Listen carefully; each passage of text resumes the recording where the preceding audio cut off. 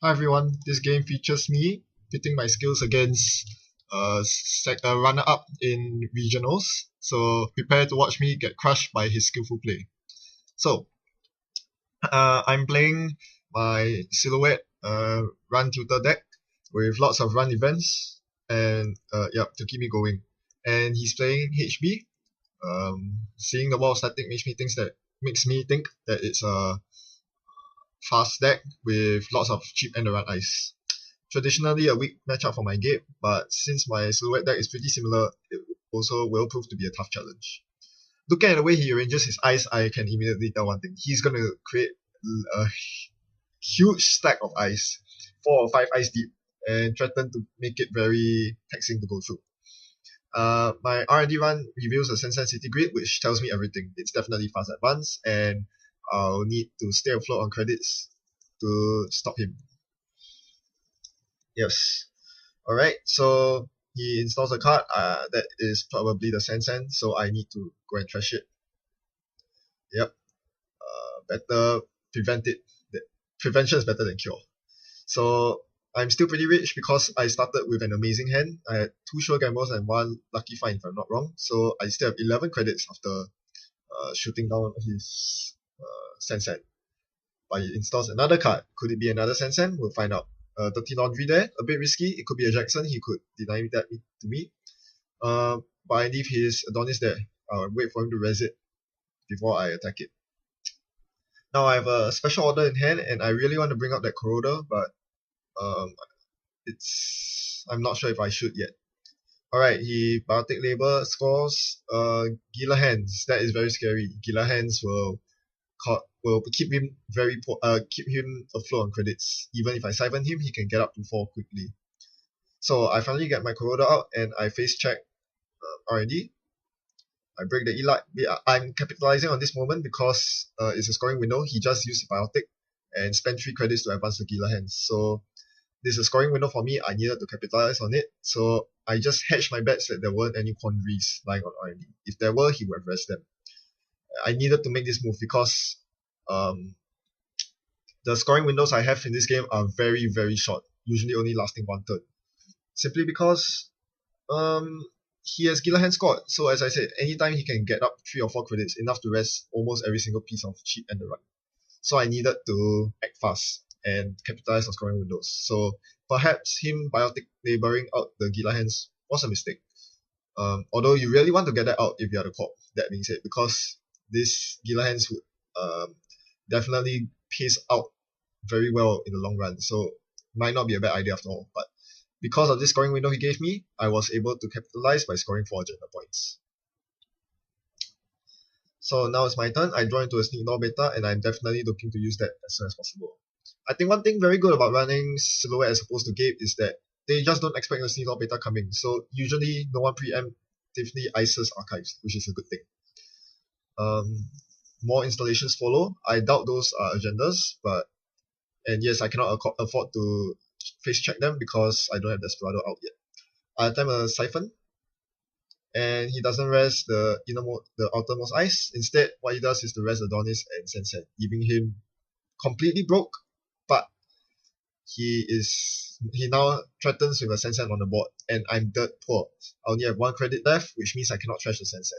So this leaves me in a horrible bind. The only thing I can do now is to take credits and trash the Adonis, which means he cannot score this turn. He has only 0 credits, so the only thing I can do now is to install and gain 3 with Gila Hands. Now he can score. And I don't have enough a way to get up to 5 credits to trash that Sensen, so I'm looking really bad right now. The only thing I can do is to click for credits and hope he doesn't have agenda.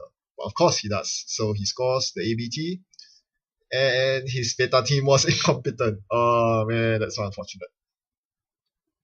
But since I saw the Jackson Howard in his R&D from earlier, I knew that he was able to reshuffle the agendas when he needed to. So I didn't bother wasting a click running archives. That was just a waste of my time, and he'll just shuffle everything back anyway. I'm not worried about him having Jackson on the board because he's not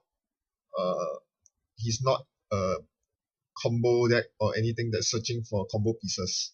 He doesn't really need to power draw with Jackson Howard. So I can afford to leave the Jackson on the table without trashing it. I don't have much money to trash anyway. So I finally defused the Sensen, and with a Dirty Laundry, I conveniently kill 2 birds with 1 stone. I get the credits I need, and at the same time, I force him to use the Jackson anyway. So that's that, and I'm on 5 credits, which is a respectable credit level. I can now threaten with Sneak Door should I need to. But unlike Gabe, I'm so not used to this.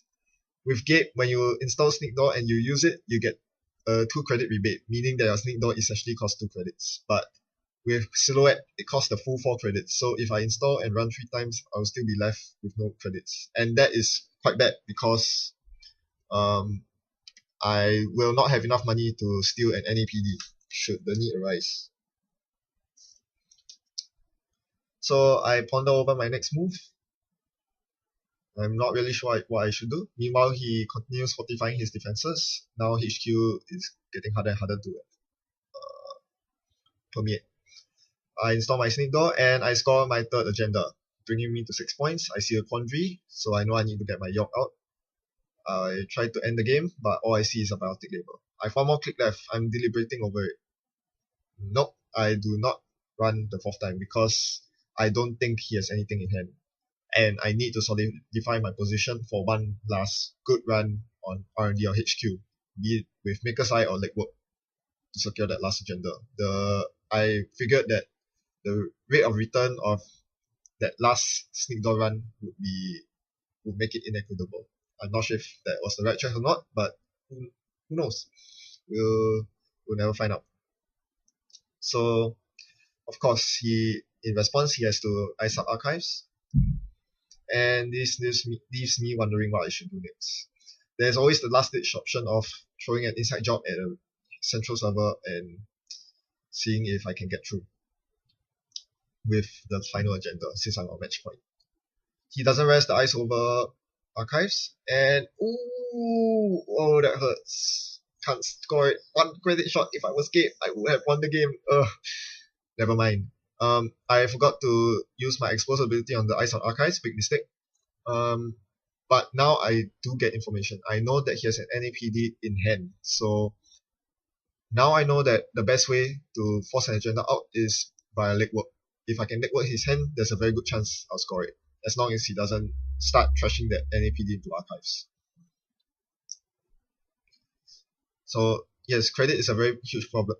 Having credits is a huge problem for my current Silhouette deck. It is rather heavily based on event economy, which means I need to keep drawing cards to get more money. But I rather not draw cards, I rather just make runs. So yeah, that's a problem. He finally keeps me out by raising the quandary. This tells me one thing. He was initially okay with letting me get through archives to HQ because he had no agendas in hand except for the NAPD. And he knew I couldn't steal the NAPD. But now that I've more than enough credits to steal NAPD, he has to keep me out. So he resists the quandary, whereas he didn't need to before. This tells me a lot. This tells me he's not agenda flooded. This tells me he only has an NAPD contract in hand right now. So these are deductions that a good player should make, and this really allows you to figure out where is the best location to plan an attack, plan an assault. Yep. In this case, R&D might be a better choice. So he uses Jackson to shuffle everything back to deny me my security testing credits. This is my alternate form of economy. Resource based, using security testing and John Masanori, I can actually achieve very awesome work compression. With 1 run, I get 2 credits and a card. That's amazing. Combined with a Datasucker, I'll be unstoppable. But of course, this requires the corp to have 1 free server to run on, be it a remote or an ICE archives, and this isn't the case yet. He installs another remote server, which I'm very happy about. Now I can security test my way away. I do so, and thinking about whether I should install John Masanori, I decide not to. That can wait. I should only install John Masanori when I'm confident that I will not make any more unsuccessful runs, because I do not have the tempo to clear tags. So I didn't really know how to activate security testing on Octagon for remote servers, so I just did it manually for the rest of the game. If anyone knows, please enlighten me in the comments below. Thanks. So I try my luck on R&D. Let's see how it goes. Okay, so it's not all end the run ice. This is not fun. So there's no way I can break the Grim. Now I await my fate as he decides which program to trash. If you were the cop, which program would you trash? Think about it. The correct program to trash here would obviously be the Corroder. Mimic is useless against his deck because the only sentries he's running are these big trash your program sentries. So it's between Sneak Door and Corroder. I would think that sniping off the Corroder would be better, even though you see a breach in my hand. Getting rid of the more efficient breaker would help so much. In this case, him getting rid of Corroder would be the right choice, but well, he decided to get rid of the Sneak Door instead, and from his side of the board, he couldn't have known that I only had one Corroder in my entire deck. I have two Fractors, a Breach and a Corroder. Had he gotten rid of the Corroder, he would have crippled me, but instead he got rid of the Sneak Door. I have 3 copies of that in my deck, so I'm not that worried about it. And anyway, I wasn't going to draw my Code Gate Breaker out anytime soon. He thought that I had a Code Gate Breaker in hand, so it's very hard to decide which is the correct decision as the cop. So can't blame him for that at all. He made a justifiable choice, and that was that. So now I finally feel confident enough to run through servers, mostly because a lot of the ice on the board is rest already. So what I do is to install John Masanori so I can get lots of click efficiency.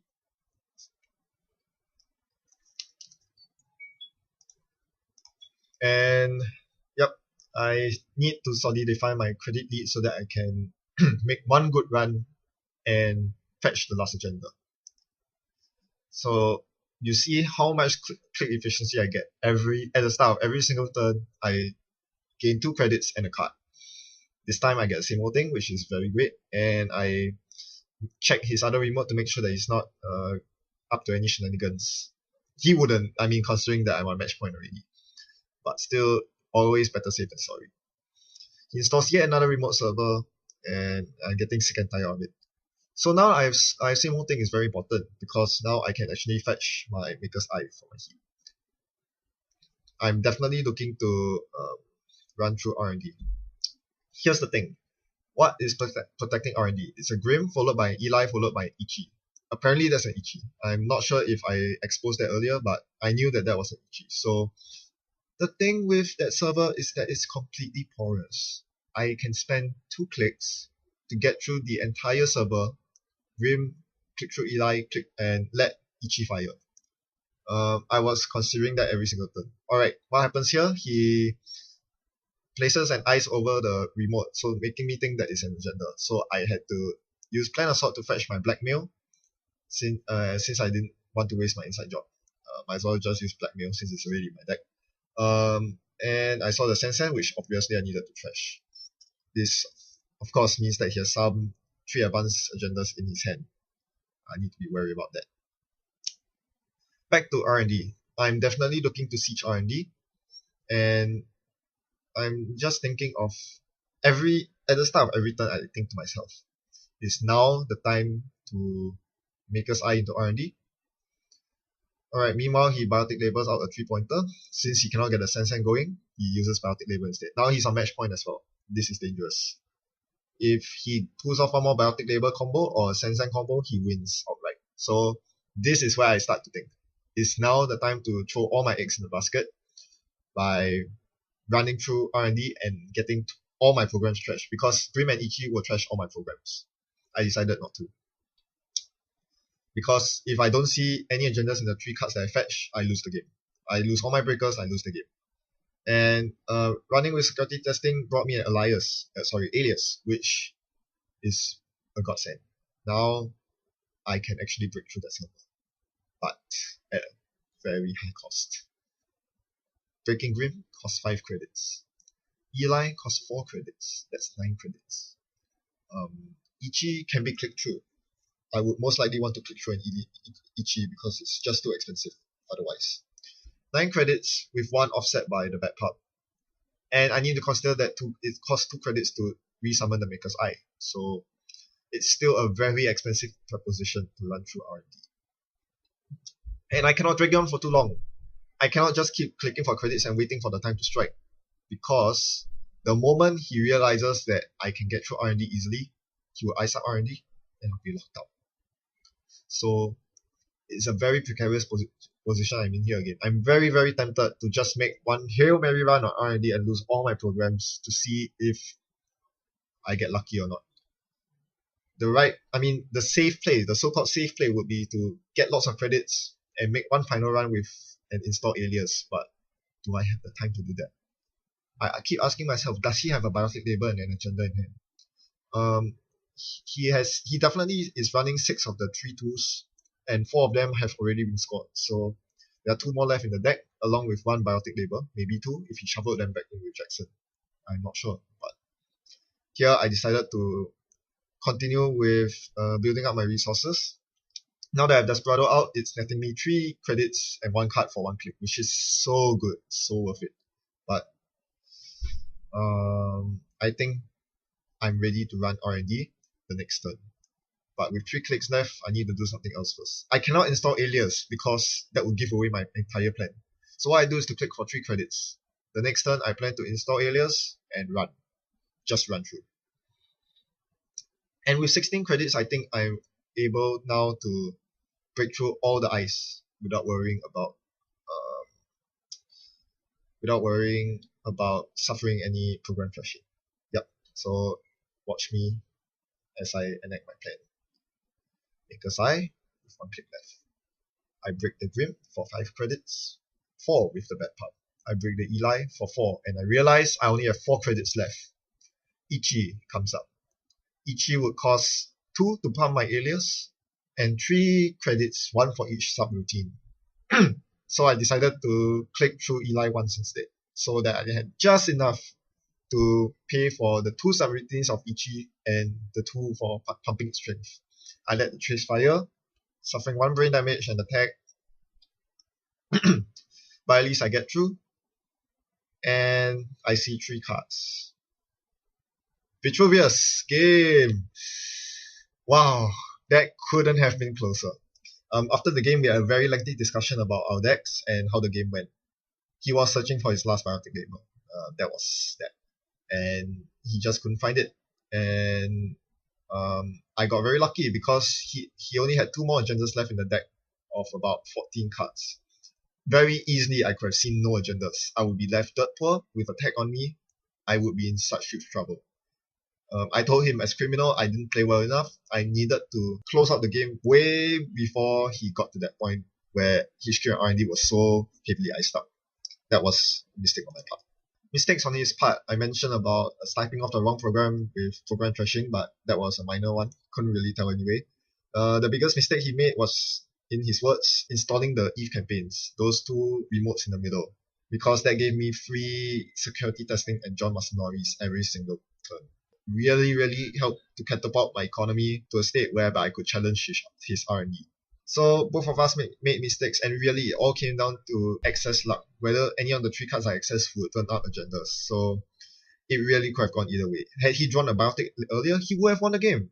During those phases where I pondered between just running through R&D, losing all my programs, that would only work once, because once I lose all my programs, he would just install and end the run over R&D and end my chances of winning.